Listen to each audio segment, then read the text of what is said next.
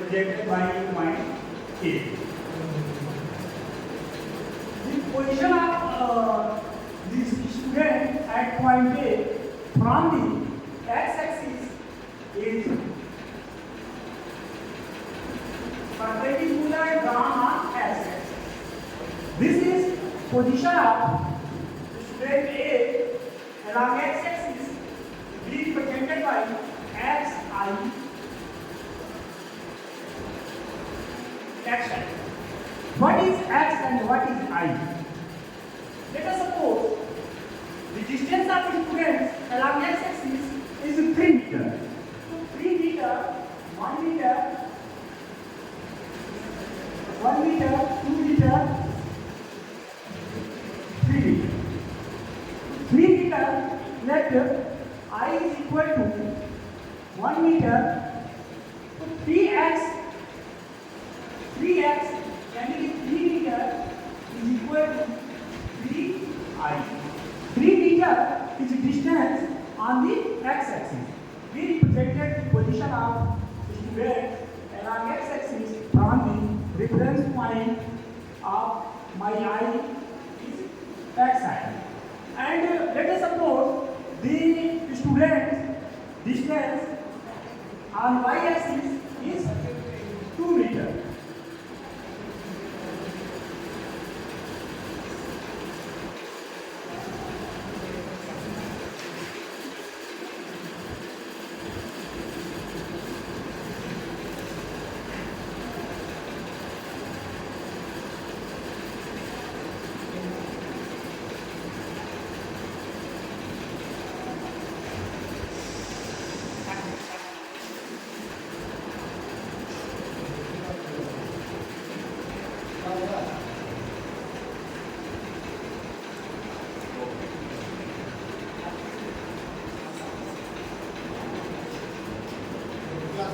Let x-axis this is y-axis and this is z-axis. So position of students along x-axis is 3I. We represented from along x-axis 3 meter is equal to 3x. ठीक है, 3I हो जाएगा. अब जो है along y-axis distance of y.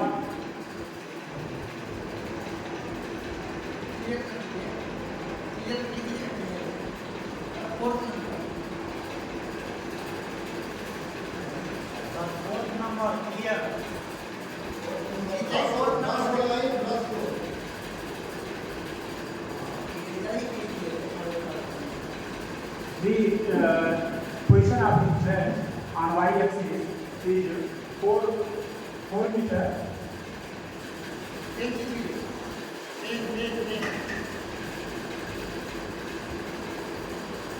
1, 2, 3, 4.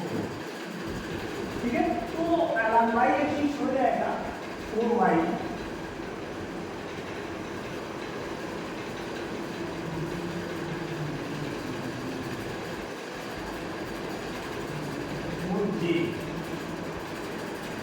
And z-axis is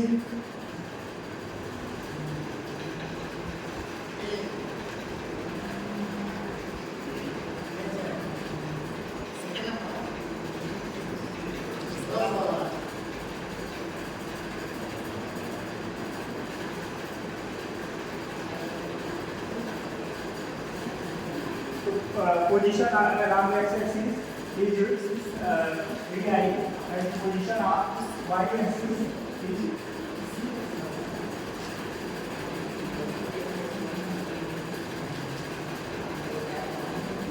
y-axis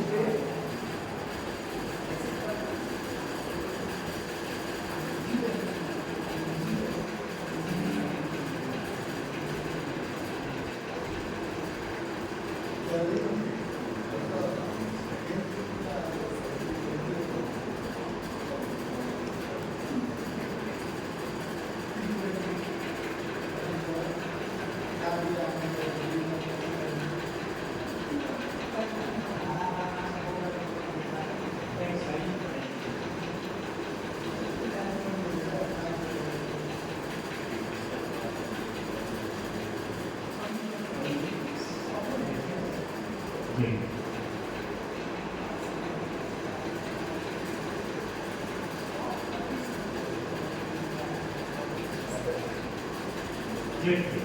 तो position of students along x axis is xi, for example 3 meter, या y axis के around, जैसे for example let us suppose the position of fan from the line.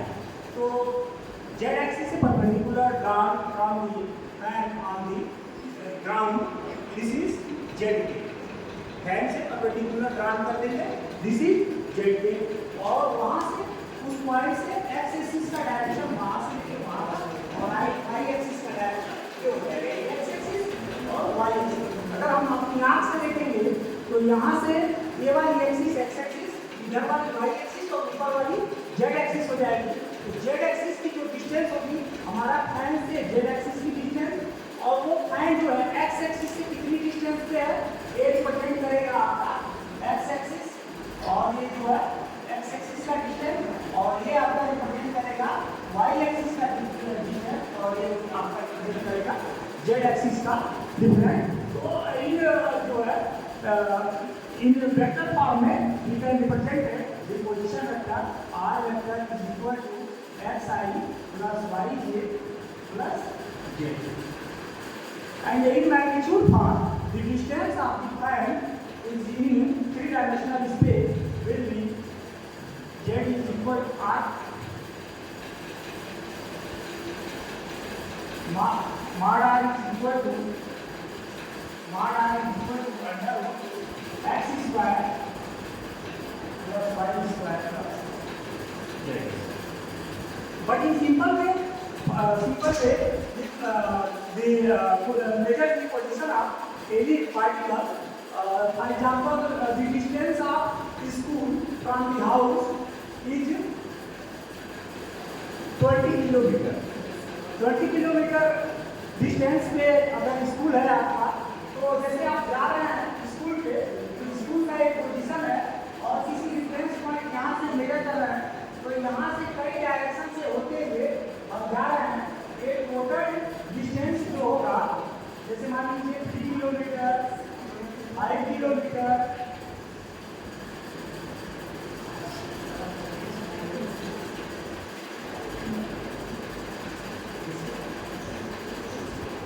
5 kilometre, 8 kilometre,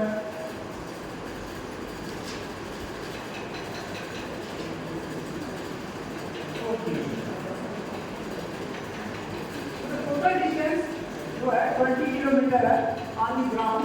तो for example we can say that the total distance of school from the reference point will be 20 kilometre. The total sum of total distance is equal to S1 plus S2 plus S3 plus S4. It means 3 kilometer plus 5 kilometer plus 5 kilometer plus 8 kilometer plus 4 kilometer, which is equal to 20 kilometer. But in vector form, distance is not equal to 20 kilometer. Only जो है distance is 20 kilometer, but जो है vectorial distance not equal to 20 kilometer. Vectorial distance means shortest form, shortest distance. तो school का distance और हमारे reference point का distance का nearest shortest path क्या होगा? ये होगा nearest शॉर्टेस्ट पाथ ये होगा। एक चला गया आपका वेक्टोरियल डिस्टेंस और इसको displacement, you can say that displacement या वेक्टोरियल डिस्टेंस। ये जो है हम मेजर करेंगे यहाँ से इतनी, जो ग्राफ पेपर में मेजर करेंगे कि कितनी डिस्टेंस ये होगा, तो ग्राफ पेपर में सबको ट्रेस करेंगे और ये हम रिप्रेजेंट कर देंगे कि एक 1 सेंटीमीटर इज इक्वल टू इतना किलोमीटर जो मेजरमेंट करके हम चलेंगे और इसको मेजर कर लेंगे, जो हमारा शॉर्टेस्ट डिस्टेंस होगा वही वेक्टोरियल डिस्टेंस या डिस्प्लेसमेंट। थैंक्स।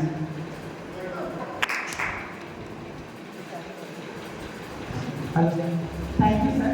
जरूरी हम लोग ये बात कर रहे थे कैसे क्लास में सर ने बताया कि क्लास होता है, हमें सर ये ठीक है फिजिक्स क्लास किसी में एक एक बच्चे को हम कैसे क्लास को जीना सिखाएंगे। यदि क्लास में क्लास चल रहे हैं, लेक्चर दे रहे हैं और क्लास जैसे कि हमारा अंगद ना सर क्लास में सारा बच्चा खुश है, क्लास में सर गए सारा बच्चा खुश हो जाता है, एकदम मस्त है सब। तो हम क्लास में खुशी बनाना है, हैप्पी बनाना है। मतलब ये भी देखना है किस मतलब मोड में खुश है, थोड़ा सा भी देखिए किस मोड में खुश है, किस फॉर्म में हम उसे खुशी ला रहे हैं। ये तो हमारा खुशी वाला फॉर्म कहीं दूसरी फॉर्म में तो नहीं जा रहा है, तो भी तो नहीं है खुशी वाला फॉर्म। मतलब कि क्लास के इंगेजमेंट मतलब किस प्रकार से, और उस इंगेज स्माइलिंग वाला इंगेज है कि वो अपना लाफिंग वाला इंगेज, वो दोनों है स्माइलिंग वाला इंगेज। तब क्लास को जो है एक पढ़ा रहे हैं और एक पढ़ाई को जब उस क्लास में जीने मतलब पढ़ाने के साथ साथ तो कोई गैप भी नहीं है, there is no gap. I am teaching, students are studying and listening, and in the between teaching and the listening, in the between there is no gap. They are in the classroom, and the class has made complete clear environment of that. There has been such a another type of environment. In that there is no gap. तो हम class को कैसे जोड़ें और कहते हैं कि आपको जो क्लास में जिस क्लास में पढ़ाने जा रहे हैं उस क्लास में उसके लेवल पे जाना पड़ेगा।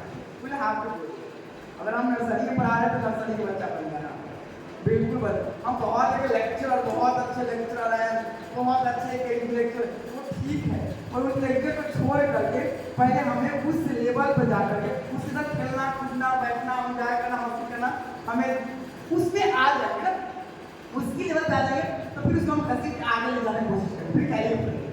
First will have to come to the point now just suppose sir I like call you, हमें अंकल नानी पाली से बुलाते हैं सर, उन्हें अपना एक्सपीरियंस शेयर करेंगे सर कि कैसे आप क्लास में इतना खुश कैसे रहते हैं, बच्चे इतने खुश क्यों रहते हैं क्लास में। तो लगता है कि sir please sir come the stage and share your experience how just you make such an environment in the classroom that students are really very happy. Please sir.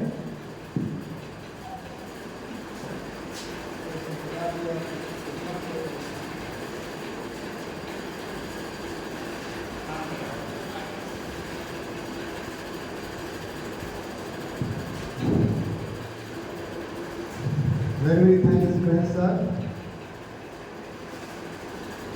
Actually, students and teachers both are learners,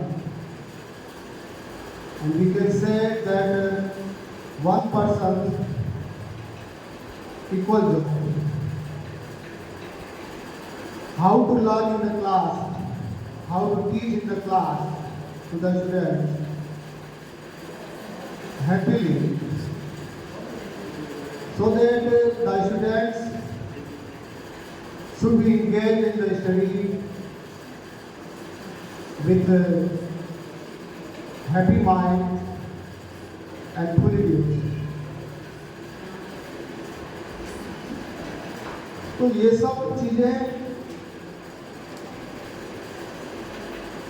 experience पर निर्भर करती है कि teacher जो है वो practice करते करते किस तरह से अपने स्टूडेंट्स को डील करता है। All are depends on the practice and experiments experiences of teaching. Learning and teaching both are a regular continuous process. If teacher is studying, teaching the students, that in the same time the students is getting the knowledge and awareness, whatever teacher is teaching. So, and if it will be enjoyfully, then we can say that teaching is going on a very good process, is very good to learn. तो teacher बनना एक बहुत ही अनुभव का कार्य है। बच्चों को शिक्षा हम कैसे दें और टीचिंग करते समय बच्चे उन चीज़ों को सीखें, लर्न करें। लेवल की बात बताया गणेश सर ने, जैसे कि वास्तव में हम जिस क्लास में जाएंगे और माइंड सेट करना होगा टीचर को कि वो बच्चों का जो लर्निंग स्टेज है, लर्निंग स्टेज कितना है, और उस हिसाब से बच्चे को बेसिक चीज़ों को उठा करके उस बेसिक चीज़ों को क्या देते हैं और टीचर